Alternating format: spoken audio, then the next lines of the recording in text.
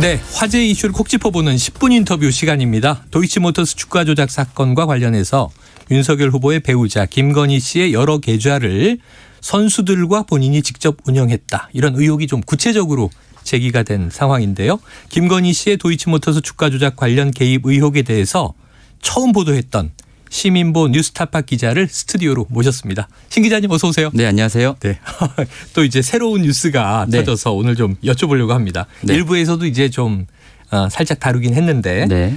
딱 2년 전에 김건희 씨의 도이치모터스 주가 연루 의혹에 대해서 처음 제기하신 바가 있습니다. 네. 해결되지 않은 쟁점 좀 뭐라고 정리해 주시겠어요? 그러니까 그동안 이제 그 검찰 수사를 통해서 도이치모터스라는 회사에 주가 조작이 있었다는 건 확인이 됐죠. 네네네. 거기에 이제 광범위한 사람들이 개입이 됐다. 네. 여기까지는 확인이 됐는데 물론 재판을 해봐야 이제 최종적인 진실은 가려지는 거지만요. 네. 어쨌든 도이치모터스 주가 조작 사건이 실체가 있다라는 건 확인이 됐고요. 이제 해결되지 않은 쟁점은 이거죠. 김건희 씨가 여기에 얼마나 연루되었느냐. 역할을 했느냐 아니냐. 네.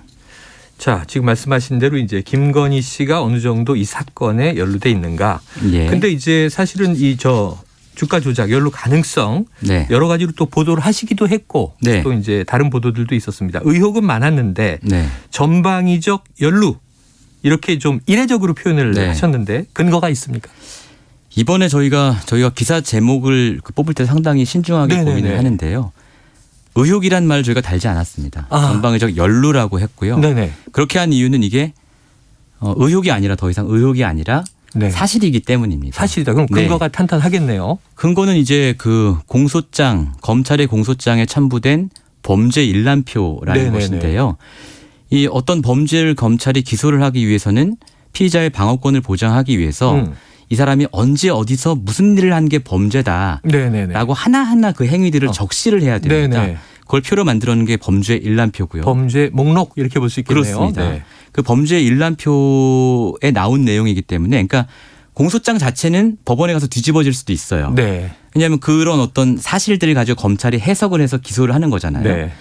그런데 범죄 일람표에 나온 이 목록들 이 사실 자체는 이게 기소가 돼서 무죄가 되든 유죄가 나든 변하지 않는 거예요. 아. 예. 왜냐하면 검찰이 계좌 추적을 해서 네. 그 계좌에 나와 있는 걸 그대로 옮겨놓은 거기 때문에 네. 네. 그렇기 때문에 저희가 의혹이라고 하지 않고 네. 이번 기사는 전방위적 연루라고 못을 박았습니다. 예. 전방위적으로 연루가 돼 있다. 이렇게 네, 이제 그렇습니다. 적시된 내용을 가지고 네. 기사화를 이제 하신 거예요.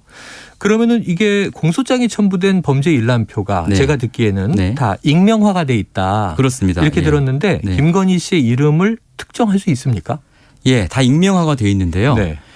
김건희 씨 같은 경우는 이 범죄 일람표에서 도땡땡으로 나와 있어요. 도땡땡? 당연히 모르죠. 네네. 그런데 저희가 그 전에 윤석열 후보가 김건희 씨의 계좌를 일부 공개한 바가 있습니다. 네네. 이제 5개 중에 하나에 불과했다는 게 드러났지만 경선 과정에서 예, 그 하나의 계좌를 공개를 했고 저희가 다른 데이터랑 이 공개된 내용을 맞춰 보니까 김건희 씨의 거래 시간을 정확히 특정할 수가 있었어요. 아, 시간. 예, 그래서 저희가 그걸 이미 갖고 있는 상황에서 네네네. 범죄 일람표를 보면 거기에 거래 시간 그리고 거래량, 체결 가격 등이 나와 있거든요. 아. 그렇기 때문에 저희가 그 두 가지를 맞춰보면 공개된 자료와 네. 그리고 이제 범죄 일람표의 이 네. 시간, 거래 네. 시간을 맞추면 그 하나일 수밖에 없으니까. 도땡땡이라는 사람이 딱 나옵니다. 네. 예, 예. 그럼 이 도땡땡으로 범죄 일람표에 적혀 있지만 그것이 네. 김건희 씨다. 그렇습니다. 특정할 수 있다. 이렇게 네. 얘기를 하신 거예요. 네. 자, 지금 국민의힘 대변인 쪽에서는요. 이 네. 범죄 일람표가 어떤 근거로 작성된 건지 네. 모른다. 아하. 자, 이 신뢰성을 어떻게 좀 입증하실 수 있겠어요? 아니 모를 리가 없으실 텐데 모를 리가 모른다고 없다? 하는 게 좀 이상한데요. 네. 하여튼 아까도 말씀드렸지만 사건이 벌어져서 검찰이 수사를 하면 검찰이 제일 먼저 하는 게 뭡니까? 압수수색이죠. 그렇죠. 근데 압수수색 중에는 사무실 현장을 압수수색하는 것도 있지만 계좌에 대해서도 네네. 압수수색 영장을 발부받아서 계좌를 턴단 말이에요. 네네. 들여다봅니다. 예. 그럼 이 계좌에 나와 있는 사실을 그냥 옮겨 놓은 거예요. 아, 예. 이 범죄 일람표는. 그렇기 때문에 어떤 근거로 작성된 건지 모른다라고 하시면 안 되죠. 근거는 계좌에 나와 있는 겁니다. 네, 김건희 씨 계좌에 계좌에. 있는 걸 그대로 옮긴 것이다. 그렇습니다. 예. 다만 이제 이것이 그럼 범죄이냐 아니냐 네, 그렇죠. 이 기준점이 있겠네요. 그것은 해석의 영역이겠죠. 예, 이건 예. 이제 검찰의 예. 해석의 영역이다. 예. 근데 이제 저희가 범죄 일람표를 쭉 보니까 김건희 씨가 등장한 횟수와 시점과 맥락들을 보면 네. 모르기는 어렵다라는 게 저희 판단입니다. 모르기는 어렵다. 네, 네, 네. 자, 김건희 씨로 특정된 인물 지금 예. 도땡땡. 자, 도이치모터스 주식 매매와 주문 과정이 네. 얼마나 어느 정도 이루어졌길래 네. 지금 이제 심 기자님께서 예. 이걸 몰랐을 리가 없다, 없다. 이렇게 예. 보시는 건지요? 일단은 김건희 씨의 계좌가 5개가 총 나왔고요. 그러니까 이 지난번에 공개된 건 우리가 한 개. 신한증권 계좌. 예, 신한금융투자 근데 그 하나. 외에 4개가 더 있다는 이게 얘기죠? 4개 더 나왔고요. 5개를 통틀어 보면 거래 기간이 2010년 1월부터 네. 2012년 11월 말까지입니다. 그럼 약 2년. 근데 검찰이 도이치모터스 주가 조작 사건의 범행 기간으로 잡은 게요. 네. 2009년 12월부터 네. 2012년 12월까지예요. 아, 거의 비슷하네요. 그러니까 거의 앞뒤로 한 달 정도 빼고 네네. 김건희 씨가 그 기간 내내 거래를 겹쳐요. 한 것이고요. 액수로 보면 40억 원 정도 됩니다. 그러니까 네. 이 40억 원이라는 건 매수한 액수만 40억 원이라는 거고요. 네네. 이제 매도 액수는 따로 더 더해봐야죠.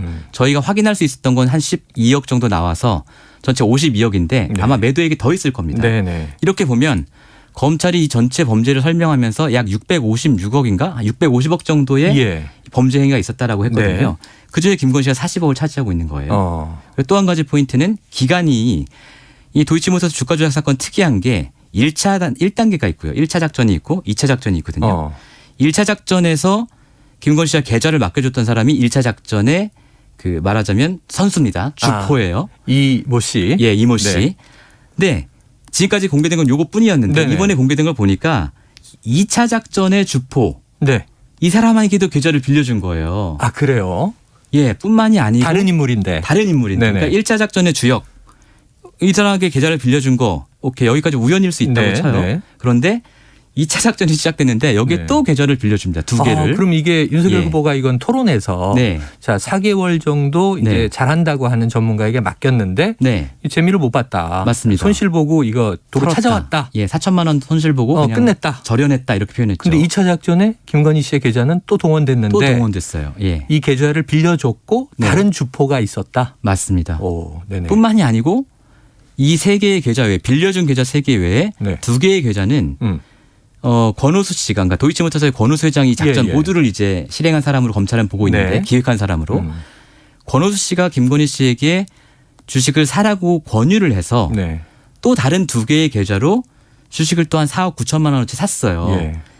그러니까 한편으로는 계좌를 빌려주고 한편으로는 자기가 직접 주식도 사고 네. 이렇게 되어 있기 때문에 저희가 이것은 전방위적 연루다 이렇게 네. 표현을 한 것입니다. 자, 이게 대선과 지금 연루가 돼 있는데 예. 지난해 10월에 윤석열 후보가 계좌를 일부 공개했습니다. 그렇습니다. 그러니까 여기도 예. 좀 문제가 있다는 걸 또 이 자리에서 홍사훈 기자도 여러 가지로 예. 얘기를 했었는데 예, 예. 지금 다른 계좌 사용 내역도 발견하셨다는 거죠? 예, 아까 말씀드린 나머지 네 4개의 개. 계좌를 말씀드린 거고요. 네. 그중에 2개는 말씀드린 것처럼 2차 작전의 주역에게 빌려준 거, 음. 2개는 본인이 권오수 회장의 얘기를 듣고 직접 주식을 매수한 계좌 네. 이렇게 되는 겁니다. 아, 그래서 예. 전체적으로는 5개가 된다. 맞습니다. 자, 예. 주가 조작 선수들에게 통장을 빌려준 점 이것도 이제 문제가 될 수 있고요. 예. 범죄 일람표에서 발견된 지금 4번째, 5번째 계좌는 네, 직접 매수 계좌다. 지금 네. 말씀을 하셨습니다. 그렇습니다. 자, 권오수 도이치모터스와 어떤 관련이 있다고 보세요?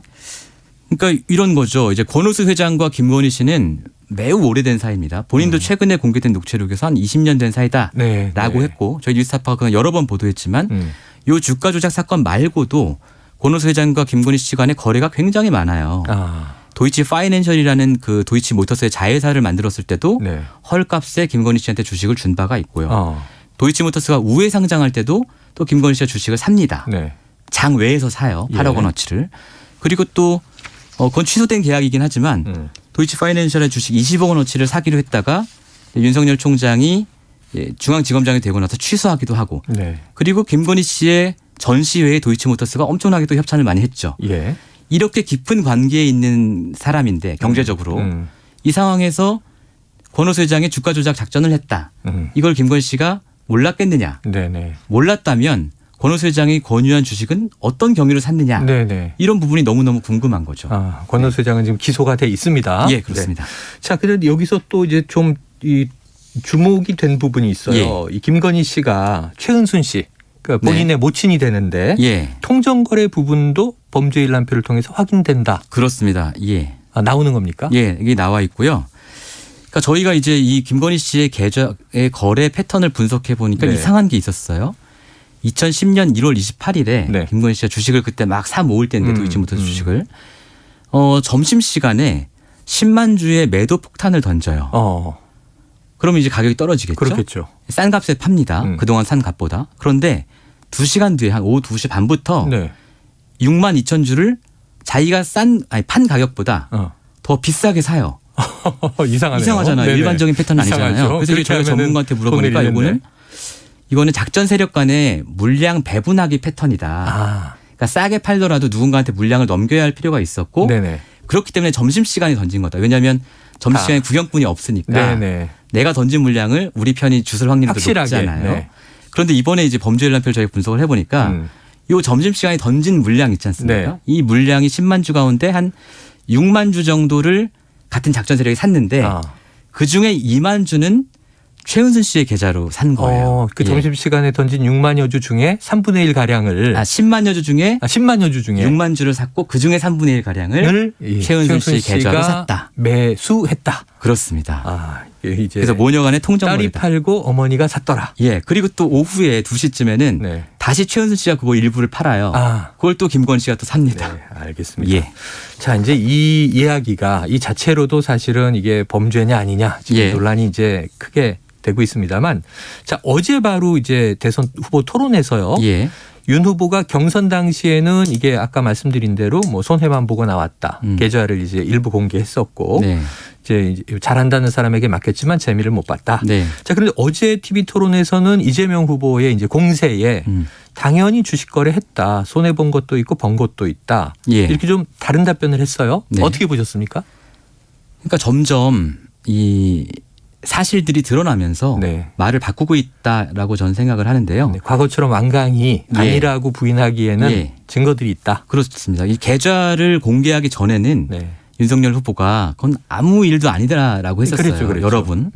검찰이 2년을 털었는데 아무것도 안 나오지 않았냐 이렇게 강변을 하다가 검찰 수사가 진행되니까 나는 그냥 우리 와이프는 계좌를 빌려준 관계일 뿐이다라고 말을 바꾸고 공개를 한번 했고요. 그 뒤에 다른 보도들이 또 나오니까 이번에는 그 이후에도 거래를 한 건 맞다라고 또 한 발짝 물러선 거죠.